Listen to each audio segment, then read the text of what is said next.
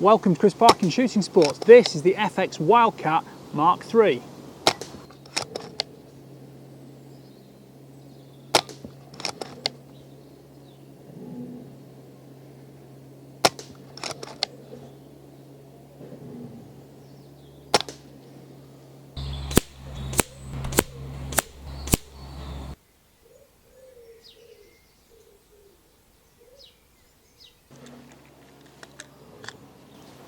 Overall length is 790mm or 31 inches. Overall weight is 395 grams, 5 pounds, 14 ounces. Trigger pull is 322 grams or 11.5 ounces.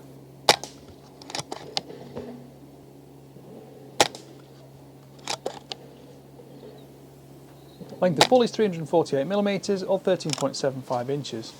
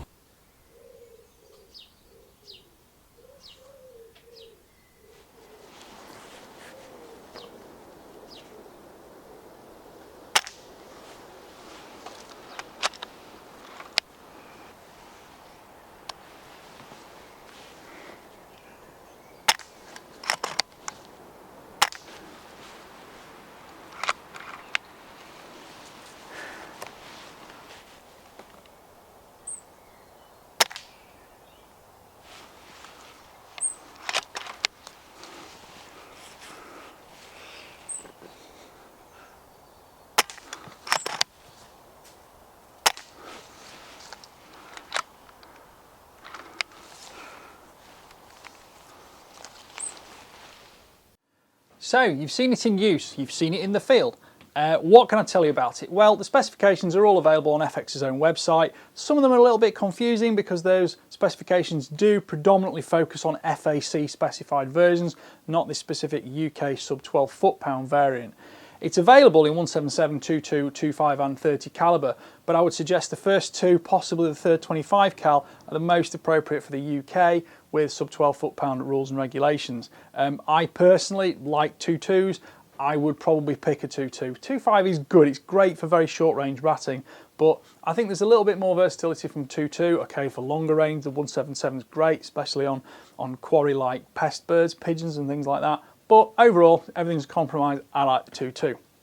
So in terms of my review as what I have found using this rifle, okay, it is not, let's start with the it's not. It is not a target specific gun, although it is very precise and very accurate. The 480cc buddy bottle on this one has been giving me 130 to 150 shots, depending on which exact power setting I'm using. And you can see the 7 power levels available, changing between 1, 2, 3, 4, 5, 6, 7 between each cocking operation, because don't change it when you've actually cocked the rifle. Shooting over the chronograph, the energy developed from a 15.89 grain JSB Hades pellet. Now, all the results you've seen on targets on paper have been shot at 25 metres.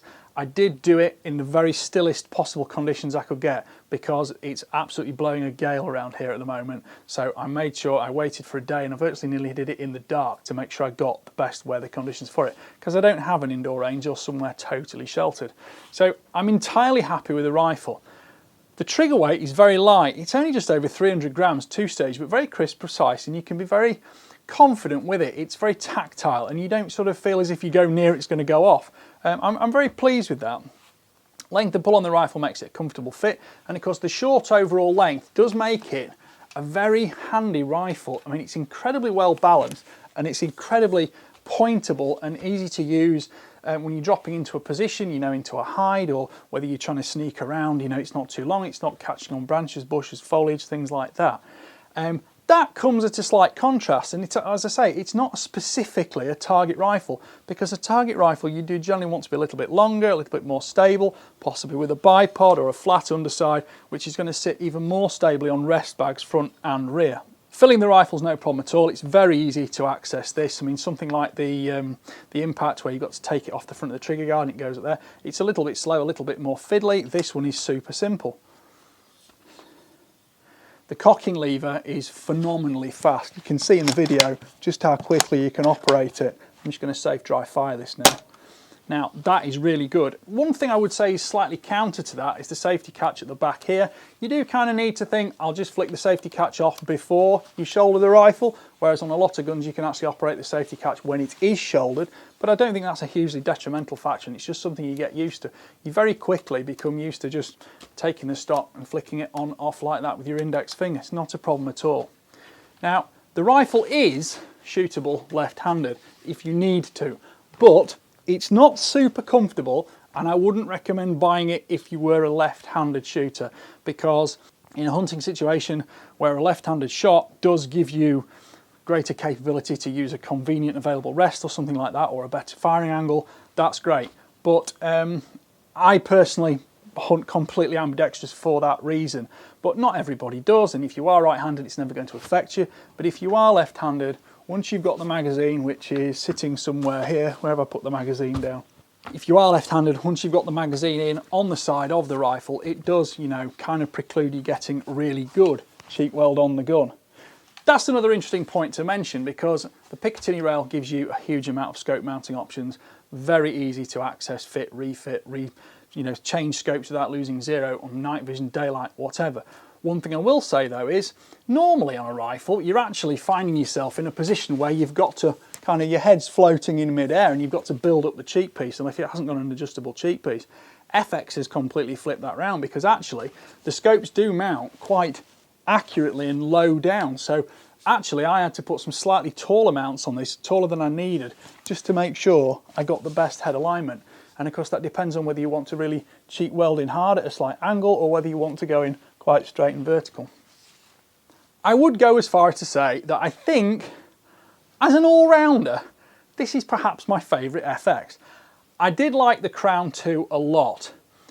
The Crown 2 was, of course, totally ambidextrous in terms of, from a hunting perspective, you could easily swap sides on it. It's an adjustable cheek piece. If you put it somewhere central, you then had complete ability either way, or if you were right-handed, push it to the right, if you're left-handed, push it to the left. The cocking lever was on the right-hand side, and the magazine, though, was up front here over the action, you know, under the scope. So you didn't have the problems of having a magazine at the back end there, which was going to be directly in the way of where your cheek needs to be. Where this scores over the Crown is the fact it's a bit shorter and it's also better balanced. You've got a 500mm barrel on this. It develops all the energy it needs to do with ease and really, really nice, smooth, quiet firing cycle. It's a very quiet gun, possibly the quietest FX I've used. Because it has a 1/2" UNF thread on the front, putting a Dunny FL moderator or other on does further decrease noise levels, and I would shoot it like that all the time, because that's just how I like it. One slight downside perhaps is there's no Picatinny mount here that you see on some FX. You could put a forward-leaning bipod on. It's not a huge issue, but it would be kind of handy, and I'm sure you could probably fit one aftermarket, you know, put it in tripod sticks or something like that if you wanted to. You can also use a bottle clamp up front, which I used on the Crown, and it does work very well actually. Using the power control at the back is very easy. It clicks solidly between the 7 detents. It's got a nice knurled finish, and it doesn't obscure, you know, your face or your cheek or anything like that going into it. Just remember, don't change it when the rifle's cocked. Similarly, on the back, you've got a nice smooth fit into the recoil pad. You've got no awkward corners or edges. It doesn't snag on things, especially your clothing. Because the rifle is so short and light, it's actually so easy to handle, and with all these slots and cutouts in the stock, there's always like an extra bit you can grab hold of easily. Having the underside sort of V on the butt here means that if you are in a position where you can put your rear supporting hand in, that's fantastic. But the rifle shoots so well from a supported front hand, either just with your hand alone or on a bag or some other surface. The finish on the stock It sort of feels almost like a slightly soft touch, but it isn't a soft touch, it's just the way the plastic's been moulded. And I do think it's very nice actually. It's quiet to handle. If you bump it into things, it doesn't make a lot of resonant noise. And it's also, you know, very discreet, very dark coloured. It's not a showy rifle, it's a functional tool of a rifle. And it does seem to stand up and resist scratches from twigs, brambles and things like that quite easily. The modularity of the FX system means you can use different barrels with the smooth twist system in it. You can change calibers if you want to, obviously bearing in mind the power regulations which you'll need to just keep your eye on. As well as the 7 power settings, there is some adjustability in the setup of the rifle, but it's not the same as the full FAC version with the extra plenum chambers and things like that to compensate for the higher volumes of air used by FAC rifles with stronger power and shot counts. The rifle is dual regulated and primary fill pressure is 230 bar, which is displayed on the gauge here. The second dial here displays the secondary regulator's pressure. This means you get a very flat power curve all through the 130 to 150 shots cycle which I was getting from the rifle. I've found the slightly smaller 18 round magazines like found on this Wildcat and the Crown 2 to be slightly more reliable than the high capacity magazines on things like the Impact. To load the magazine, turn the lever around to unlock the clear cover, take the clear cover off, rotate the follower all the way to its extreme position, drop one pellet in and then just release the pressure. Fill all the rest up, click the lid back on, turn the locking gauge. One thing I would definitely recommend is to make sure this first pellet is not protruding from this slot, because when you put it into the rifle it will shave off if you don't. The magazine follower has been reliable and it's got strong, smooth spring pressure to make sure each pellet gets fed evenly. You can see on the video that the rifle is so super light. This is a safe dry fire by the way. It's just so quick, and with the lever there just above your fingers you can grab hold of it so quickly and it's always there just at your fingertips. Cock it, fire it, cock it, fire it. The vertical design and layout of a rifle like this does make them a little bit more top heavy and slightly less intrinsically stable than a more traditional long flat bottomed rifle with a slim tube on it supplying the air. But what you do get with this rifle in a bullpup configuration is superb smooth controls and also that wonderful lightweight close range handling for pest control. Well, thank you for watching. Please like, subscribe, comment and click the notification bell.